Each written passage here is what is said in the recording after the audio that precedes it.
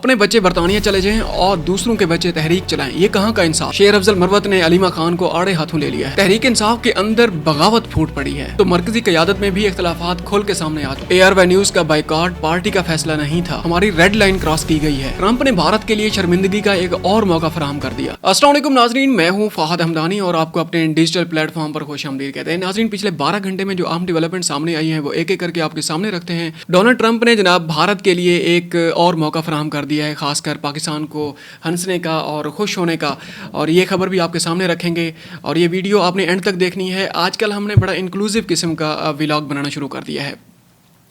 آپ کی ہی فرمائش پہ ہم کمنٹس میں اور ہمیں ای میلز آتی ہیں کہ آپ اپنی نیوز کی کوانٹٹی کو بڑھائیں اور جو آپ کا تجزیاتی پہلو ہے یہ لوگوں پہ چھوڑ دیں، اور نیوز کی کوانٹٹی، لوگوں کو نیوز چاہیے، لوگوں کو خبر چاہیے، آپ نے اس کے اکارڈنگلی ویلاگ اپنے سیٹ کرنا ہے۔ آپ کی فرمائش پہ ہی ہم نے اپنا پیٹرن چینج کیا ہے۔ اچھا، سب سے پہلے ہم بات کرتے ہیں تحریک انصاف کی۔ تحریک انصاف کے سابق رہنما شیر افضل مروت نے کہا ہے کہ علیمہ خان نے پوری PTI قیادت کی بے عزتی کرائی۔ لندن میں میڈیا سے گفتگو کرتے ہوئے شیر افضل مروت نے کہا ہے کہ علیمہ خان ورکرز اور لیڈرز کو تنگ کر کے پریشر میں لاتی ہیں، ان کے پاس بہترین موقع ہے، وہ خود تحریک چلائیں۔ خواہش ہے علیمہ خان اور ان کے بچے بانی PTI کی تحریک کو لیڈ کریں۔ اچھا، انہوں نے کہا کہ علیمہ خان نے پشتونوں کے بچوں کو تحریک چلانے کا کہا ہے، اپنے بچوں کو برطانیہ بھیج دیا ہے۔ یہ بات تو حقیقت ہے، یہ کہاں کا انصاف ہے؟ اچھا، اپنے بچے برطانیہ چلے جائیں اور دوسروں کے بچے تحریک چلائیں، یہ بالکل انہوں نے ٹھیک کہا۔ یہ ایسا ہی ہے کہ 90 کی دہائی میں جب 80 کی دہائی میں جب روس نے افغانستان پر چڑھائی کی تھی تو ہمارا مذہبی طبقہ، انہوں نے جناب یہ جو ان کے تھے غریبوں کے بچے تھے ان کو افغانستان بھیج دیتے تھے، اپنے بچے ان کے لندن میں، نیو یارک میں جناب ان کی یونیورسٹیز میں پڑھتے تھے، اور یہ ہے کہ یہاں جہاد کا اعلان کرتے تھے یہ لوگ، اپنے بچوں کو جناب وہ جو جہاد کے نام پہ ان کو پیسہ ملتا تھا۔ ہم سب کی بات نہیں کر رہے، بہت زیادہ یہ کیسز ہیں، یہ کھول کے سامنے آئے تھے، اب تاریخ اس چیز کی گواہ ہے جناب۔ یہ اپنے بچوں کو باہر بھیج دیتے تھے پڑھنے کے لیے، وہ بعد میں جناب 10 سال بعد، 5 سال بعد PhD، پوسٹ ڈاک، پروفیسر، ایسوسیٹ پروفیسر، کیا کچھ وہ بن کے جناب واپس آ گئے تھے۔ اس پہ سوشل میڈیا پہ بھی بڑی تنقید کا نشانہ بنایا گیا تھا اس طرح کے اقدامات کو۔ شیر افضل مروت نے مزید کہا ہے کہ انہیں بانی PTI سے دور کرنے میں علیمہ خان، سلمان اکرم راجہ اور شبلی فراز کا کردار ہے۔ سلمان اکرم راجہ اپنے آپ کو کلاس کا مانیٹر سمجھتے ہیں۔ خیر، آگے بڑھتے ہیں۔ یہ شیر افضل مروت صاحب اور سلمان اکرم راجہ، شبلی فراز، اور اس میں کوئی شک نہیں ہے کہ عمران خان سے دور کرنے میں جو PTI کی جو موجودہ قیادت ہے انہوں نے بڑا اہم کردار ادا کیا ہے شیر افضل مروت کو عمران خان سے دور کرنے میں۔ خیر، آگے بڑھتے ہیں۔ خیبر پختونخوا اسمبلی سے بڑی اہم خبریں سامنے آ رہی ہیں، خاص کر سینٹ الیکشن کے اعلان کے بعد۔ خیبر پختونخوا اسمبلی میں سینٹ انتخابات کے حوالے سے وزیر اعلیٰ علی امین گنڈاپور اور ناراض امیدواروں کے درمیان مذاکرات کا دوسرا دور بھی ناکام ہو گیا ہے۔ پاکستان تحریک انصاف کے ناراض رہنماؤں نے وزیر اعلیٰ خیبر پختونخوا علی امین گنڈاپور سے 2 اہم ملاقاتیں کیں، تاہم سینٹ انتخابات سے متعلق معاملات پر کوئی اتفاق رائے پیدا نہ ہو سکا۔ ملاقاتوں میں PTI کے چیئرمین بیرسٹر گوہر علی خان اور سلمان اکرم راجہ بھی موجود تھے۔ ملاقات کرنے والے ناراض امیدواروں میں عرفان سلیم، خرم ذیشان اور عائشہ بانو میں شامل تھے۔ یہ کل بھی ہم نے جو ولاگ کیا تھا اس میں ہم نے یہ بات ہم سامنے لے آئے تھے کہ PTI کے اندر ایک قیادت اٹھ رہی ہے جو کہ بغاوت پیدا کر رہی ہے کہ جناب یہ اسمبلی کے اندر ہی فیصلے ہونے چاہیے۔ یہ جو معاملات طے پا گئے گورنمنٹ اور اس میں اپوزیشن میں، خاص کر کہ آپ ہمارے سینیٹرز کو، امیدواروں کو سپورٹ کریں اور ہم آپ کے امیدواروں کو سپورٹ کریں گے، ایسا ہم نہیں ہونے دیں گے۔ یہ عمران خان کا منشور ہے اور اس کے مطابق ہی ہم نے اس کو لے کے چلنا ہوگا۔ اچھا، خیر، ملاقات کے بعد جیو نیوز سے گفتگو میں PTI پشاور کے صدر عرفان سلیم نے بتایا کہ وزیر اعلیٰ نے پارٹی امیدواروں کو سینٹ انتخابات سے دستبردار ہونے کی گزارش کی، جس پر ہم نے اتفاق نہیں کیا۔ اچھا، عرفان سلیم کا کہنا تھا کہ ہم سینٹ الیکشن سے کسی صورت دستبردار نہیں ہوں گے۔ خیر، اس کا نتائج کیا نکلیں گے وہ تو بعد میں ہم آپ کے ساتھ ڈسکس کرتے ہیں۔ اب یہ معاملہ پارٹی کی سیاسی کمیٹی کے سپرد کر دیا گیا ہے جو اس پر حتمی فیصلہ کرے گی۔ دوسری جانب سینٹ انتخابات پر PTI کی مرکزی قیادت میں بھی اختلافات سامنے نظر آ گئے ہیں۔ اب پہلے تو ہم جناب PTI کے جو امیدوار تھے وہاں پر سینٹ KPK اسمبلی میں، ان کے اختلافات ختم نہیں ہو رہے تھے۔ اب یہ مرکز کی اس میں اسٹیج پہ جناب جو ٹاپ براس ہے PTI کی جو موجودہ قیادت ہے اس میں بھی جناب دھڑے بندی ہو گئی ہے۔ ذرائع کے مطابق سلمان اکرم راجہ، عاطف خان، شیر علی ارباب اور جنید اکبر ناراض رہنماؤں کے حامی ہیں، جبکہ علی امین گنڈا پور بلا مقابلہ انتخابات اور سینٹ کے موجودہ امیدواروں کے حق میں ہے۔ یہ اس میں کوئی شک نہیں ہے، ایسا ہو سکتا ہے۔ اس کی وجہ یہ ہے کہ بیرسٹر سیف جب پہلی مرتبہ عمران خان سے ملاقات کر کے یہ سینٹ انتخابات کے اعلان کے بعد جو لسٹ لے کے آئے تھے، اس لسٹ میں کچھ ایسے نام تھے جو علی امین گنڈا پور کو قبول نہیں تھے، لیکن تحریک انصاف میں وہ مقبول تھے کسی حد تک۔ اور گنڈا پور صاحب نے جناب وہ ایک اس میں ہم آگے وہ خبر آپ کو بتاتے ہیں کہ اے آر وائی نیوز نے بھی یہ خبر بریک کی تھی اور کس طریقے سے اس کا بائیکاٹ کیا گیا تھا۔ اور یہ ہے کہ اس میں کوئی شک نہیں ہے، یہ جو ٹاپ براس ہے اس کے اندر جو گروپ بندی جو نظر آ رہی ہے، یہ گروپ بندی پہلے بھی نظر آ رہی تھی، یہ کوئی نئی بات نہیں ہے۔ آگے بڑھتے ہیں، آگے جناب اے آر وائی نیوز کی ہم بات کرتے ہیں۔ تحریک انصاف نے کل اس میں 2 دن پہلے اے آر وائی نیوز کا 1 دن کے لیے بائیکاٹ کیا ہے۔ 1 دن کے لیے بائیکاٹ جناب وہ جو پارٹی قیادت ہے، جو ٹاپ براس ہے، اس کا متفقہ رائے اس میں شامل نہیں تھی، اس کا جناب اس کی تصدیق بھی کر دی ہے۔ یہ بیرسٹر گوہر صاحب نے ایک بیان جاری کیا، انہوں نے کہا کہ اے آر وائی نیوز کا بائیکاٹ کا فیصلہ پارٹی کا نہیں تھا۔ اس کا مطلب یہ ہے کہ جناب یہ 2-3 لوگوں کا فیصلہ تھا اور پوری پارٹی جو قیادت ہے، موجودہ قیادت ہے، اس کو اعتماد میں نہیں لایا گیا۔ اچھا، اس کی تفصیلات میں جاتے ہیں۔ Chairman P T I barrister Gohar نے کہا ہے کہ اے آر وائی نیوز کا بائیکاٹ کا فیصلہ شیخ وقاص اکرم نے اپنی ثوابدید پر کیا اور یہ پارٹی سے اس کو منسلک نہ کیا جائے۔ شیخ وقاص اکرم صاحب نے کل ایک دبنگ انٹری ماری تھی، جو بعد میں انہوں نے مطلب ان کا جو سیاسی قد کاٹ ہے، ان کا وہ جس طریقے کے وہ زیرک سیاستدان ہیں، ان کو یہ بات زیب نہیں دیتی تھی۔ یہ بہت چھوڑا ایک قدم تھا۔ یہی اے آر وائی نیوز ہے جس طریقے سے پی ٹی آئی کو اس نے سپورٹ کیا ہے مشکل وقت میں، حالانکہ اس کو بڑے پاپڑ بیلنا پڑے ریاست کے اس کے اداروں کی طرف سے۔ خیر، دیٹ از another ڈبیٹ۔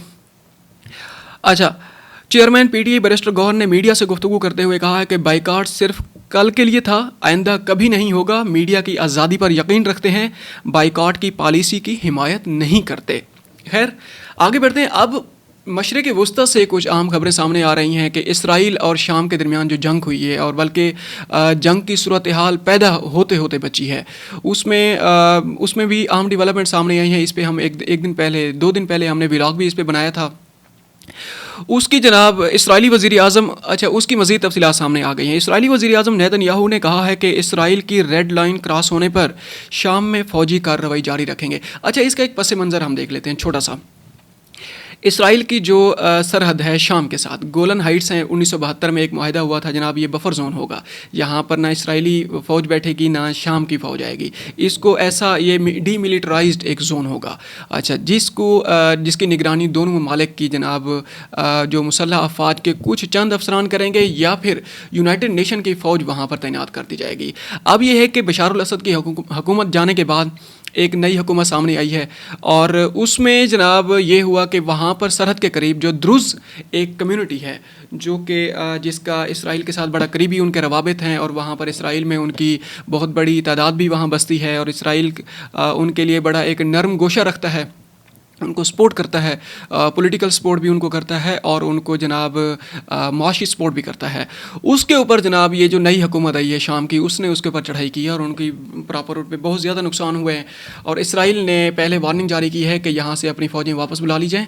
ان نے شام کی جو عبوری حکومت ہے، یا جو بھی وہاں حکومت بیٹھی ہوئی ہے، ان نے ماننے سے انکار کر دیا ہے جناب۔ اسرائیل نے چڑھائی کر دی ہے، اس نے ڈائریکٹ وزارت دفاع کی بلڈنگ کے اوپر اور صدارتی محل کے اوپر اس نے بمباری کر دی ہے، اور سب کچھ جناب وہ ٹھوس ہو گیا ہے، وہ دھمکیاں دے رہے تھے۔ اچھا، اس بیان میں نیتن یاہو نے کہا ہے کہ گولان پہاڑوں سے دروز پہاڑوں تک کے علاقے کو فوجی سرگرمیوں سے پاک رکھنا اور دروز برادری کا تحفظ ہماری ریڈ لائن ہے۔ اچھا، جب بھی یہ کراس ہوگی ہم فوجی کارروائی کریں گے۔ اچھا، انہوں نے مزید کہا ہے کہ شام کی حکومت نے ان دونوں اصولوں کی خلاف ورزی کی ہے کہ وہاں پر فوج کی تعیناتی بھی نہ ہو، اور وہاں پہ جو دروز کمیونٹی ہے اس کو بھی نقصان نہ پہنچایا جائے۔ اچھا، واضح رہے کہ بدھ کو اسرائیلی فوج نے شامی دارالحکومت پر شدید فضائی حملوں میں شامی وزارت دفاع کی عمارت کو نشانہ بنایا تھا، اور یہ بہت بڑا دھچکا تھا شام کے لیے، شام کی جو ابھی جو حکومت وہاں بیٹھی ہوئی ہے اس کے لیے۔ کیونکہ اس کے تو وہ تو ایسے ہی ہے جس کے جناب پر کاٹ دیے گئے ہوں. اب وہ اس کو جناب جس طریقے سے نشانہ بنایا جائے, کیونکہ بشار الاسد کے جانے کے بعد یہ جو حکومت لائی گئی تھی, پہلے 5 دن کے اندر اسرائیل نے 500 سے زیادہ حملے کیے ہیں. اور جو شام کی جو بشار الاسد کی حکومت کے دوران جو اس کی جو ملٹری انسٹالیشنز تھیں جناب, اس کے جو اس کے اثاثے تھے, جو اس کی لیبس تھیں, اس کے ڈیفنس کے جو اس کے اثاثے تھے, سب کو چن کے نشانہ بنایا گیا ہے. کچھ بھی جناب دفاع کرنے کے لیے شامی حکومت کے پاس نہیں ہے. اور ان قریب آپ دیکھیں گے کہ شام ٹکڑوں میں تقسیم ہوتا آپ کو نظر آ جائے گا. ایک طرف کرد بیٹھے ہوئے ہیں, ایک طرف دروز بیٹھے ہوئے ہیں, اور اس کے علاوہ یہ شامی یہ جو حکومت لائی گئی ہے, اور جو وہاں پر الویتی وہ منورٹیز ہیں جو کہ سرحدی علاقے میں وہاں پر آباد ہیں, اور لبنان کے قریب ان کی سرحد لگتی ہے. یہ اب ان کے درمیان ان قریب جنگ شروع ہونے والی ہے, ان قریب ان کی لڑائیاں شروع ہونے والی ہیں. اور مختلف ترکی, اسرائیل, UAE, قطر, یہ سارے اپنے اپنے گروپس بنا لیں گے اور ان کو سپورٹ کریں گے. اس طریقے سے شام ان قریب یہ بکھرنے والا ہے. اور اس میں سب سے بڑا جو بینیفیشری ہوگا, صدر پیوٹن نے بھی یہی کہا ہے, وہ اسرائیل ہے. اور اس کی آپ کو ایک مثال ہم دیتے ہیں, پھر آگے بڑھتے ہیں. دمشق سے اسرائیل کی سرحد 21 کلومیٹر تک پہنچ چکی ہے. خیر, اس کی مزید تفصیلات میں نہیں جاتے, اپنی خبر کی طرف واپس آتے ہیں. اچھا, سٹارٹنگ میں ہم نے آپ سے کہا تھا کہ ڈونلڈ ٹرمپ نے جناب ایک اور موقع فراہم کر دیا ہے بھارت کے اوپر ہنسنے کا. اس کی تفصیلات آپ کے سامنے رکھتے ہیں. ٹرمپ صاحب نے کہا کہ بھارت کے لیے پھر امریکی صدر نے ایک بار پھر بھارت کے لیے شرمندگی کا موقع فراہم کر دیا. ٹرمپ کو بھی بھارت کے ساتھ جنگ کے دوران 5 بھارتی جنگی طیارے گرنے کا یقین ہے. اچھا, اس کی تفصیلات میں جاتے ہیں. امریکی صدر ڈونلڈ ٹرمپ نے وائٹ ہاؤس میں ریپبلکن سینیٹرز کے اعزاز میں استقبالیے سے خطاب میں کہا, پاکستان اور بھارت کے درمیان جنگ میں 5 جنگی طیارے گرائے گئے. صورتحال انتہائی خراب تھی اور ایٹمی جنگ کا خطرہ پیدا ہو گیا تھا. اچھا, پاکستان نے جو بھی ان کو نقصان پہنچایا ہے, پاکستان نے ثبوت فراہم کیے. اس کے جو الیکٹرانک جو فٹ پرنٹس ہیں, اب پاکستان نے جو ثبوت فراہم کیے, انہوں نے کہا کہ انٹرنیشنل جو ایئر فورس کے وہ جو ہیں ایکسپرٹس ہیں, ایئر فورس ایکسپرٹس ہیں, وہ آئیں اس کو ویریفائی کر سکتے ہیں. یہ پاکستان نے کھلم کھلا پوری دنیا کے سامنے ثبوت فراہم کیے. جناب انڈیا بھی دعوے کرتا ہے, لیکن ایک بھی اس نے ثبوت فراہم نہیں کیا. اسی وجہ سے ساری دنیا یہ مان چکی ہے کہ پاکستان بھی اس میں فاتح ٹھہرا ہے اس جنگ میں.